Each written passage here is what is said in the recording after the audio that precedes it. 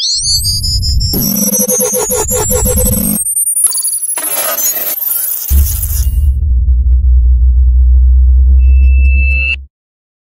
प्रस्तुत छ चर्चित कथाकार जर्ज अर्वेलद्वारा लिखित चर्चित पुस्तक एनिमल फार्मको नेपाली अनुवाद। वाचकको रूपमा हुनुहुन्छ भरत कुमार ओली, प्रविधि संयोजनमा दिपेन्द्र पौडेल। परिच्छेद 3। योभन्दा पहिला जनावरहरूले विद्रोह गरिसकेका छन्। अब परिच्छेद 3 मा छ सुँगुरहरूको चाल। जनावरहरूले आफ्नो बाली भित्र्याउन यति मेहनत गरे र यति पसिना काटे कि आखिर उनीहरूको मेहनत सोचेभन्दा पनि फाइदाजनक भयो। कहिलेकाहीँ त मानिसहरूका लागि भनेर लगाइएका बाली नालीमा जनावरहरूले काम गर्नुपर्दा गाह्रो पनि भयो।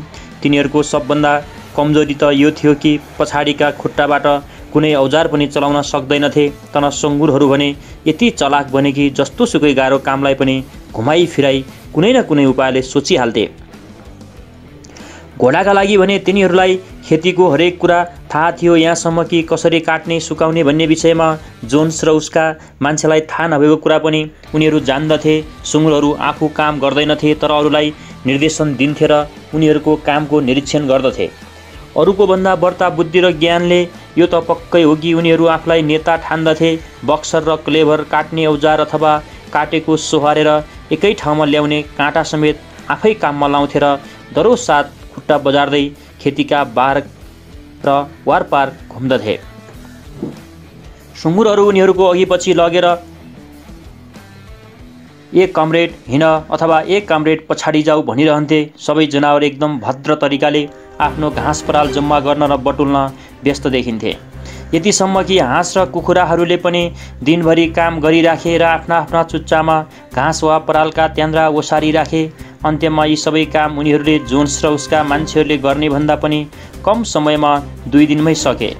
त्यसभन्दा पनि अझ मुख्य कुरा त के थियो भने त्यस वर्षको बाली नै आजसम्म नभएको राम्रो बाली भयो। कुनै बाली खेर गएन। हाँस कुखुराका तिखा आँखाले भ्याएसम्मका अन्तिम डाँट पनि सोहोरे र एकमुख खाने कुरासम्म कसैले चोरेनन्। त्यस वर्षायामभरि खेतीका लागि खुब काम गरे। जनावरहरूले यस्तो सम्भावनाको कल्पनै गरेका थिएनन्। हरेक गाँसको जनावरहरूले उनीहरूको दाना एकदम आनन्ददायी बन्यो र यो नै त्यो दाना थियो जुन उनीहरू आफैले आफ्नै लागि उब्जाएका थिए। कसैले अनिच्छापूर्वक फालेर खान दिएको भाग थिएन। त्यो अर्काको भर गरेर खाने बिना कामको मानिस भागिसकेका थिए। त्यसैले त अहिले ती हरेक जनावरका लागि प्रशस्त खाना खान पुग्थ्यो। उनीहरूलाई कहिल्यै नभएको फुर्सदिलो अनुभव पनि भयो। तर वर्षको अन्त्यमा मकै बाली भित्र्याउने बेलातिर भने केही कठिनाइ अवश्य आइपर्यो। उही पुरानै चालाले मकै छिल्ने मकै पिद्ने काम गर्नु पर्यो। त्यस बेलासम्म कुट्ने चुट्ने कुनै मेसिन थिएनन्। तर सुँगुरहरू चाहिँ त्यस कामका लागि बाठा थिए। बक्सर भने बलैले काम गर्थ्यो। त्यसैले ऊ सबैको तारिफको लागि पनि पात्र बनेको थियो। हुन त जोन्सको समयदेखि नै बक्सर कडा मेहनतीमा गनिएकै थियो। अहिले त झन् ऊ 3वटा घोडा बराबर देखिन्थ्यो।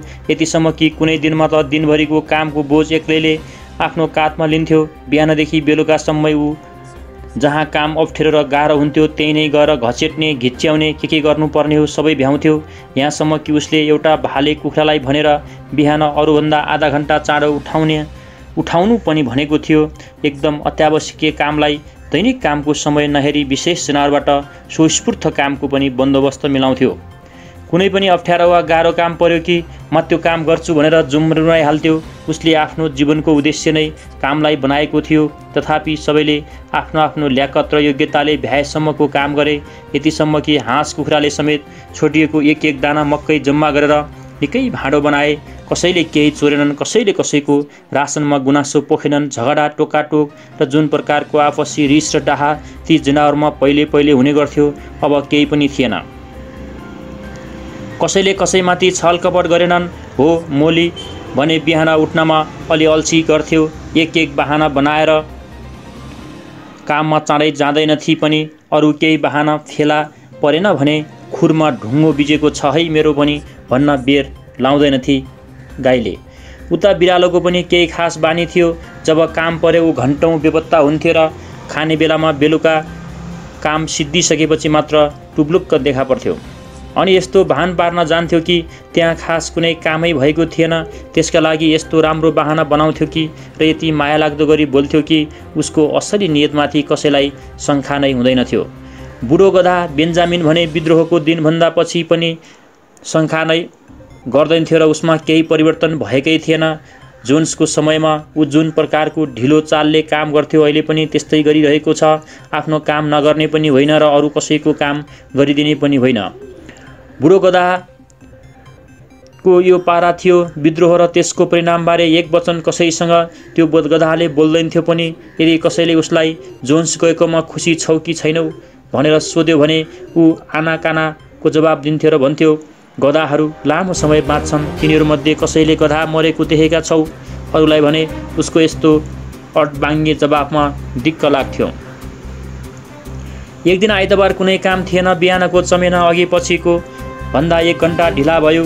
चमेनापछि फेरि सदाको झैँ उत्सवको आयोजना गरियो र सबभन्दा पहिले त झन्डोलनको काम भयो। श्रोतवरले जोन्सको श्रीमतीको श्रृङ्गारी कोठाबाट जुन एउटा पुरानो टेबल पोस पाएको थियो त्यसमा सेतो रङले जनावरको खुर र सिङ बनायो र हरेक आइतबारको बिहान त्यसलाई बस्तीको भवनको लट्ठामा लगेर फहराउनु पर्दथ्यो। झन्डाको रङ हरियो थियो। श्रोबलले त्यस रङलाई इङ्ल्यान्डको हरियो फाँट भनेर व्याख्या गरेर खुर र सिङलाई चाहिँ मानिसहरूलाई यस भूमिबाट जब सम्पूर्ण रूपमा विस्थापित गरिसकिन्छ त्यस बखतको जनावरहरूको गणतान्त्रिक बस्ती भनेर प्रष्ट पार्यो। झन्डा जब लट्ठामा फहरायो सबै जनावरहरू साधारण सभाका लागि त्यही खाली र फराकिलो खलोमा जम्मा भए। उनीहरूले त्यहाँ आगामी योजना बनाए, त्यसलाई प्रस्तुत गरे र त्यसमाथि छलफल भयो। यसरी प्रस्ताव पेश गर्नेमा सधैँ सुँगुर रहन्थे। जनावरहरूलाई भोट कसरी दिने भन्ने त थाहा थियो, तर आफ्ना तर्फबाट पनि मनमा लागेको कुनै प्रस्ताव पेश गर्न सकिन्छ भनेर कहिल्यै सोच्दैनथे। वादविवादमा पनि श्रोबल र नेपोलियन नै चल्दा पूर्जा थिए। उनीहरू सुँगुर थिए, सुँगुरले रजाई गरेका थिए। तथापि यी दुईमा भने कहिल्यै एकै मत भएन। एउटाले कुनै सल्लाह राख्यो कि अर्काले काटिहाल्थ्यो। बगैँचाको पछाडिपट्टि रहेको घोडाका लागि बनेको एउटा तबेलामा जनावरहरू फुर्सदको समयमा आराम गर्न जान्थे। त्यही नै एउटा तबेलामा जनावरहरू फुर्सदको समयमा आराम गर्न जान्थे र त्यही नै उनीहरू कामबाट अवकाश पाउने अवधिका बारेमा गरम बहस गर्थे। सभाको अन्त्यमा उही इङ्ल्यान्डका पशु हो भन्ने गीत गाइन्थ्यो र मध्याह्नमा जलपानका लागि छुट्टी गरिन्थ्यो।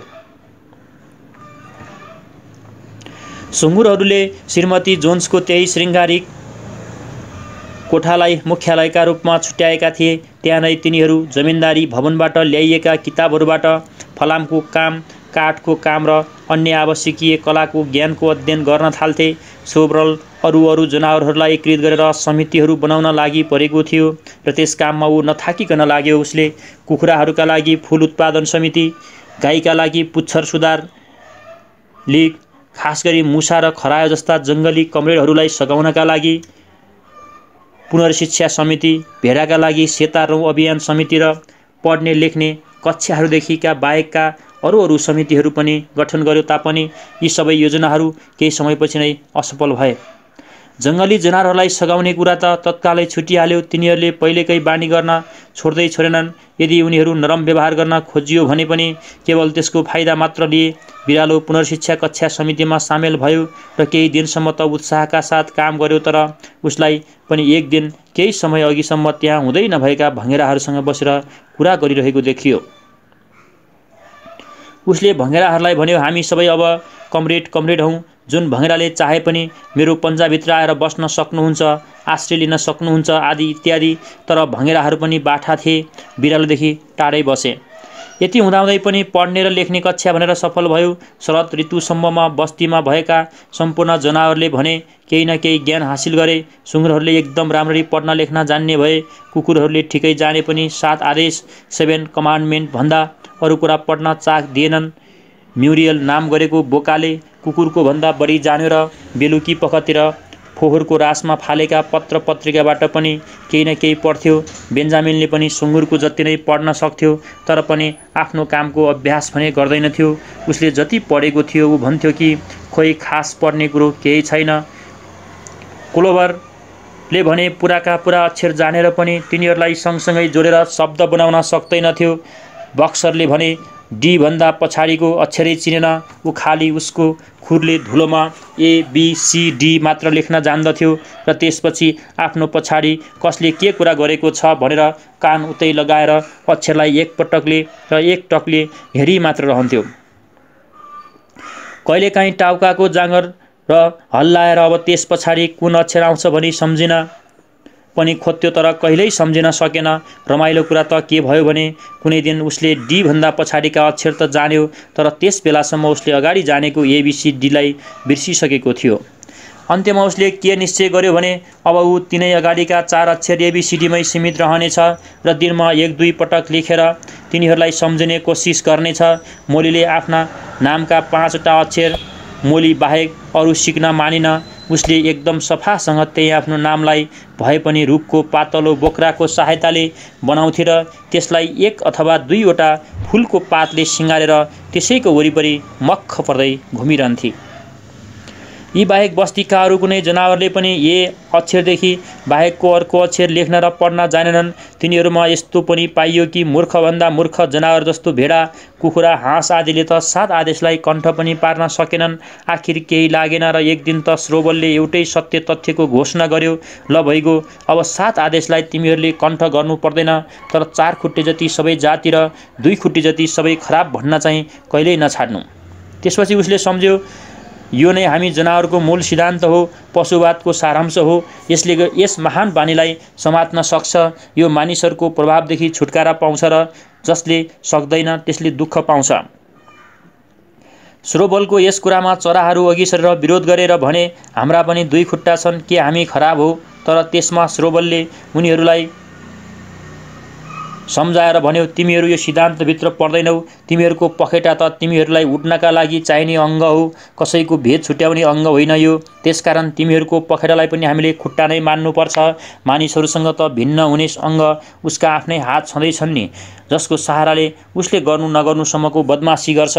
श्रोबलले यति लामो भाषणलाई जनावरहरूले बुझेनन्, तर उसको आज्ञालाई भने माने। अनि त जति पनि भद्र जनावरहरू थिए नयाँ सिद्धान्तलाई तन मनले कण्ठ पार्न आफ्ना आफ्ना काममा लागे। बाँझो खलोको पर्खालमा 7 आदेशभन्दा माथि र ठुला ठुला अक्षरमा लेखिएको थियो कि 4 खुट्टे जति सबै जाति, 2 खुट्टे जति सबै खराब।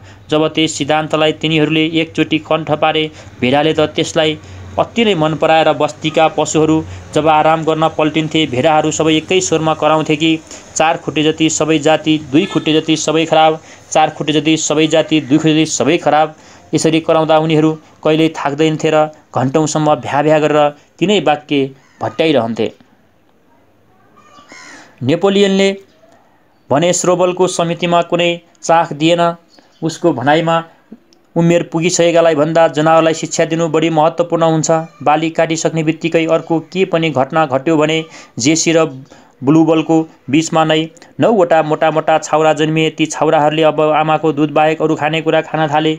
नेपोलियनले तिनीहरूको आमाबाट छुट्याएर अन्तै राख्न लगाएर उसले भन्यो, यिनीहरूको शिक्षा दीक्षा मेरो जिम्मा भयो। उसले तिनीहरूलाई भवनको छानामा रहेको श्रृङ्गारी कोठाबाट भर्याङ चढेर जान मिल्ने माथिको कोठामा पुर्यायो। तिनीहरूलाई यस्तो एकान्तमा राखियो कि बस्तीका अरू जनावरले उनीहरूलाई छन् वा छैनन् भन्ने जान्न पाएनन्।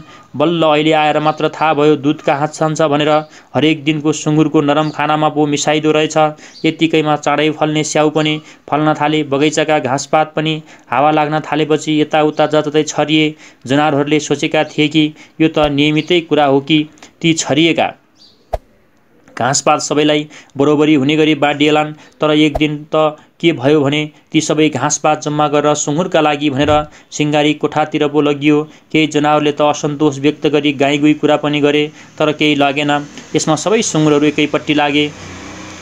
स्कुलरलाई चाहिँ अरू जनावरको बीचमा आवश्यक कुरामा स्पष्टीकरण दिन पठाइयो। उसले भन्यो, कमरेडहरू हो, तपाईँहरू यो सोच्नै सक्नुहुन्न कि हामी सुँगुरहरू एकदम निस्वार्थ भएर र आफ्नो अधिकारको प्रयोग गरी यो काम गरिरहेका छौँ। खासमा त हामीमध्ये धेरै स्याउ र दुध दुवै मन पराउँदैनौँ। भन्नुहुन्छ भने मलाई त कति पनि मन पर्दैन, तर के गर्नु र? यसो गर्नुको हाम्रो एउटा मात्रै उद्देश्य छ, हाम्रो स्वास्थ्यको हिफाजत गर्नु। विज्ञानले पनि प्रमाणित गरिसकेको छ कि दुध र स्याउमा सुँगुरलाई अति आवश्यक पर्ने तत्त्वहरू रहेका हुन्छन्। कमरेडहरू हो, हामी सुँगुरहरूको काम भनेको दिमागले परिचालन हुने हो, त्यसैले हाम्रो यस बस्तीको पुरै प्रबन्ध र सङ्गठन हामीले गर्नुपर्छ। दिनरात नभनी हामी तपाईँहरूकै भलाइका लागि काम गरिरहेका छौँ। तपाईँहरूकै लागि हो हामीले यी स्याउ पनि खानुपर्छ र दुध पनि पिउनुपर्छ। तपाईँहरूलाई थाहै होला, हामी सुँगुरहरू आफ्नो कर्तव्यबाट च्युत भयौँ भने जोन्स फेरि फर्केर आउन सक्छ। हो, ऊ पक्कै आउनेछ। स्कुलरले आफ्नो कुरालाई अझ प्रमाणित गर्न यताउति गर्दै र पुच्छरलाई पनि हल्लाउँदै जोडले भन्यो, यो निश्चय छ कमरेड हो, तपाईँहरूमध्ये कोही पनि जोन्सलाई फर्केर आएको देख्न चाहनुहुन्न हो कि होइन? ल भन्नुहोस् त। हो, यहाँनिर एउटा कुरा पक्कै पनि थियो कि कुनै पनि जनावर जोन्स फर्केर आएको देख्न चाहँदैनथे। स्कुलर अब यो नीति अपनाएर यसरी प्रस्तुत भयो कि कसैलाई पनि केही भन्ने आँट आएन। उनीहरूका लागि यो कुरा प्रष्टै छ कि यसभन्दा मुख्य कुरा त सुँगुरहरूको स्वास्थ्य नै अहिले जहिले पनि ठिक भइरहनु पर्यो, अनि अरू कुरा पनि पछि आउँछ। त्यसैले त्यहाँ कसैले पनि वादविवाद गर्नु आवश्यक ठानेनन् र दुध र स्याउ सुँगुरका लागि मात्र सुरक्षित राखिने भयो। यसरी परिक्षण टिम सम्पन्न भएको छ। तपाईहरुलाई एनिमल फार्म कस्तो लागिरहेको छ कृपया प्रतिक्रिया दिन नबिर्सनुहोला। हवस् त, नमस्ते।